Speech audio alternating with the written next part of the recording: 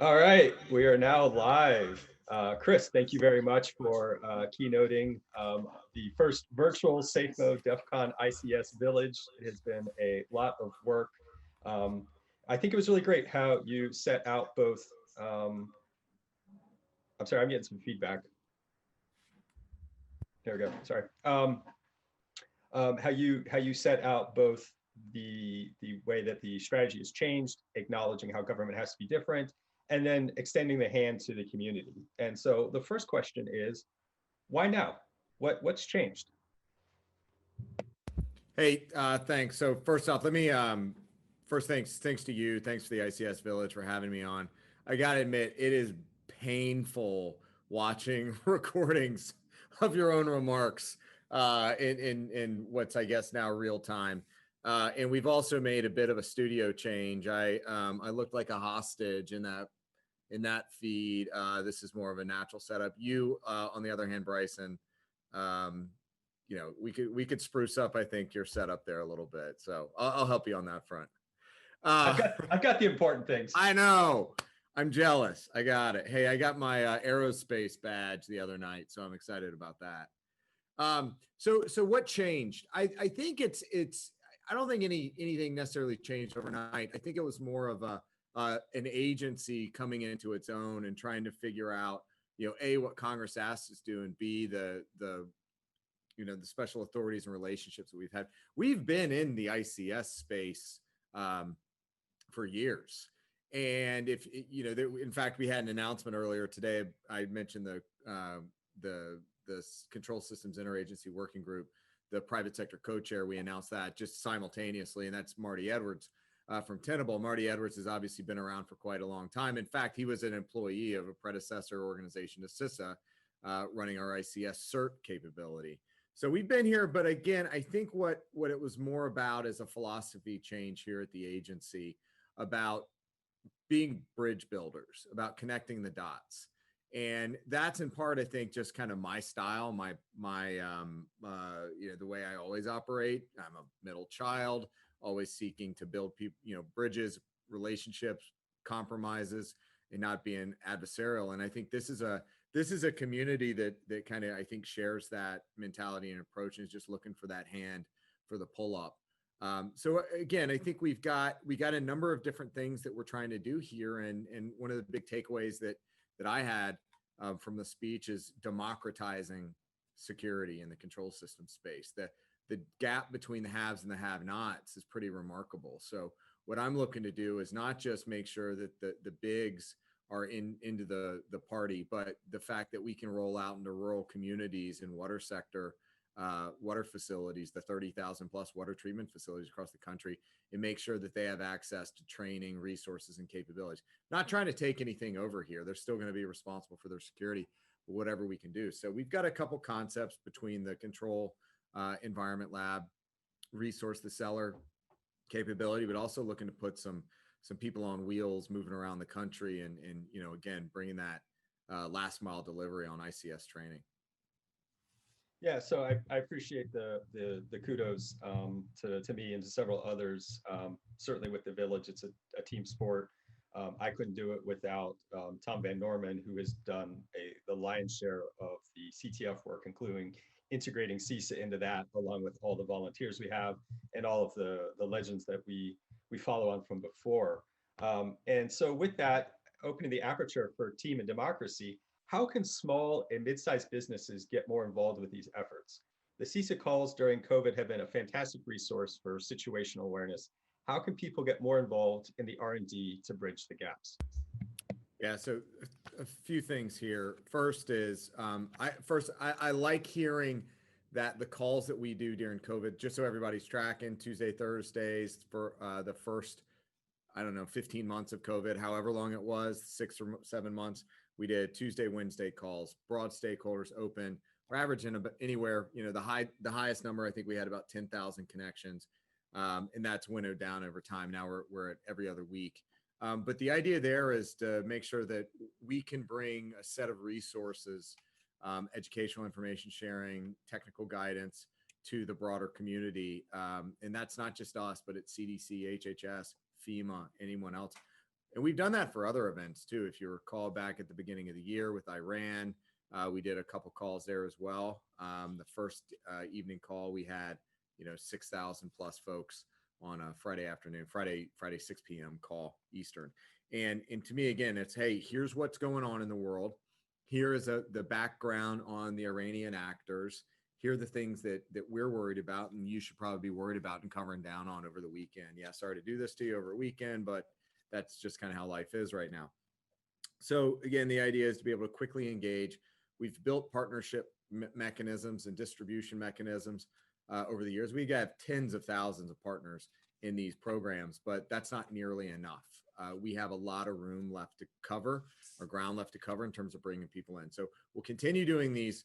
We'll continue doing those calls. We're going to continue to do things like the ICS JWG, which is open to everybody. It's free of charge. It's virtual now. So there's really no barrier to entry since it's streaming online. If you got a connection to the internet, you should be able to tap in. We also have our cybersecurity summit, our third annual cybersecurity summit later this year, which is also going to be in safe mode, which is going to be about 2 to 3 hours of programming once a week on I think it's on a Wednesday. And what's the first day there? September. I'll come back around on that. But it's going to be 4 weeks in a row, every Wednesday, 2 to 3 hours of programming. Again, free of charge. We're going to be streaming it on the CISA.gov website. And so lots of opportunity. And from there, what we've got to do a better job of is communicating the specific, almost the equivalent of an API on how you hook in. Just a week or two ago, we released the CISA service catalog, which is an interactive tool so that you can kind of pick and choose, sort through the things that we provide. Again, training, education, guidance, best practices, so that an organization of any stripe or capability can plug in, and that'll get you into some of the other things we can do, like have a protective security advisor, cybersecurity advisor sit down with you and walk you through a good plan. Do you have any suggestions for how CISA can help push for critical infrastructure software updates, where the current model of CVE vulnerability reporting and tools like OWASP scans do not show a problem in old deprecated software platforms and tools? This would help open up the budget and get prioritization escalated. Yeah, so I mean, this is some of the initial feedback we got through the cross-sector interagency working group. One issue was standards, help improve government input and engagement on standards bodies, but that doesn't really help for stuff that's already deployed, the legacy systems. And in part, that's what we're trying to do through Pillar 2 of our ICS strategy. Again, I made the point in my remarks of, nobody's here to hear about a strategy. They want to hear about the things that we can do. And that's what we're trying to build toward, is collaborate with the community to the extent we can do joint research, joint investment to get that defend today aspect of our mission space. So to get the tools out there, the visibility out there, transparency out there, on currently deployed, and then help to the extent possible transition over into more secure by design, secure by deployment technologies. But this is the real challenge, because some of this stuff's hard to get to. You can't take the plant floor offline to do a swap out. So we've got to continue thinking through what some of the alternative options are. So as a 2-year-old agency, you noted how young CISA is. How is the process of recruiting ICS talent going? And can you discuss what you are doing or plan to do to grow future talent? Yeah, this is tricky, right? ICS talent is a unicorn out there right now. IT. Oh, wait. Oh, there it is. Yeah. Is that new? I haven't seen the dark unicorn version. Yeah, this is new. Okay, nice. It's the Bryson 7 months into COVID. So it's tricky, right? We are able to attract talent right now on a onesie twosie basis, but that's not going to cut it. Our requirements are pretty dramatic. But it's also not about getting the people and the boots on the ground here. So first off, I have a philosophy. I want to be able to bring in as much talent as possible, but I'm okay if after 4 or 5 years or 3 years or whatever it is, they spin out into the private sector. For me, it does a few things. One, it gets us, it allows us to have an alumni network of folks that know how we work, the things we do. And then once they spin out into the private sector, into the vendor community or the deployed community, they know how to work with us and they have an affinity and predisposition to work with us. Second, it allows us to provide training. So we're providing a lot of this training anyway, but if we do it here in-house, then we know that there's some degree of bar met or standardization in training for ICS security. Now, that's all well and good. You got to identify the talent as it comes up through. So we are working with colleges, universities, with various veterans programs to bring folks in. And in some cases, we can pay for tuition. Scholarship for Service is one program. But again, that assumes that, at least that part assumes that people are going into the traditional education paths. And we are committed to a diverse and inclusive approach to bringing folks into the government and particularly this agency. So we're working with Congress. They've provided us some funding to set up a program that'll look more a trade school or an institute like approach. So it's not necessarily a 4-year college, but maybe 2 years. And that'll, I think, get us into an entirely different population of potential employees, but more importantly, get more capability and training out there at the edge rather than just thinking through the standard 4-year college and university approach. So I know our time is almost again, up. Oh, sorry. I don't think it's up. Yeah, right there. Look, we're hiring all the time. So CISA.gov/careers.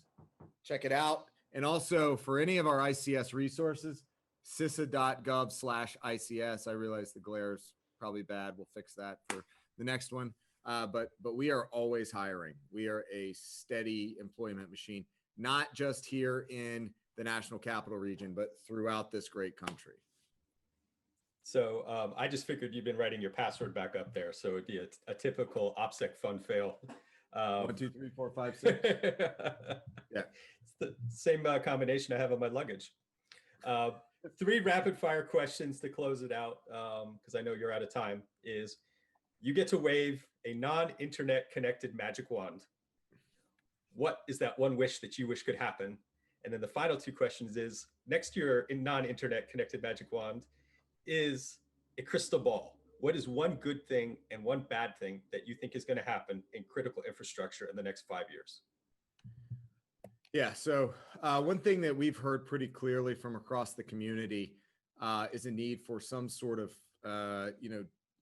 Rosetta Stone of protocols within various ICS technology and equipment. So anything we can do on that front to enumerate all the protocols and have it just that much easier for the security and safety folks to understand what they're dealing with and be able to make good informed decisions. So that's on the list.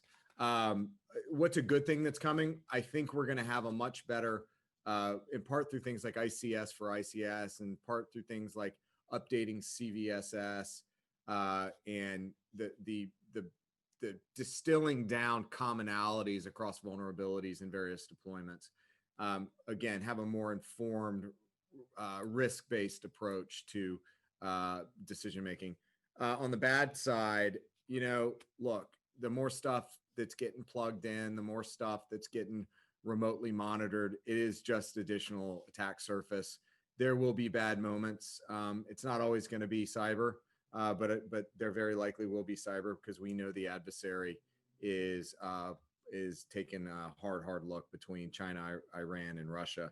So we're just hoping that we can, through whether it's layered defense or just risk management and consequence management, keep the boom small and keep the loss of life to 0. Chris, thank you for your time. Pleasure as always. We look forward to continued collaboration. Thanks, Bryson. Hey, stay safe. Wear a mask. Thanks, folks.